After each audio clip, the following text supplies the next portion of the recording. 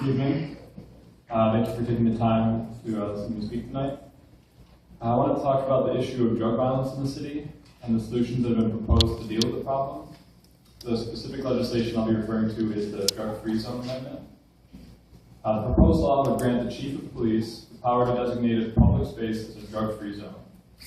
The law is written in such a way that grants the police department the power to find or arrest individuals that are not and have not committed any crime. An officer needs only to identify them as someone who has engaged in illegal drug activity before, has simply used drugs before, or displays the physical characteristics of drug use to justify force. It doesn't take too much time to think of the many ways that this could go horribly wrong for innocent citizens. Here are some examples of behaviors that police would consider as evidence in determining your guilt. These behaviors could result in you being $300 poorer and or in jail for 30 days.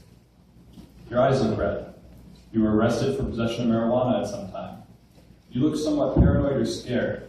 You told your police or your friend that police just arrived. You put your hands in your pockets. You're waiting for a ride or at a bus stop.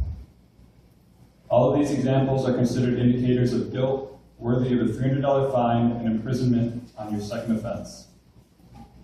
The point is this: violence caused by the drug black market is a huge problem, and the police have a responsibility to protect citizens from violence. However, this doesn't mean that you should grant the police such wide-reaching power that it makes it an inevitability that innocent citizens will be fined and arrested. The unconstitutionality of this law is apparent, and people guilty of nothing will be victimized by it. I suggest that the council does not pass this legislation and finds a more reasonable method of reducing drug violence. Thank you for your time.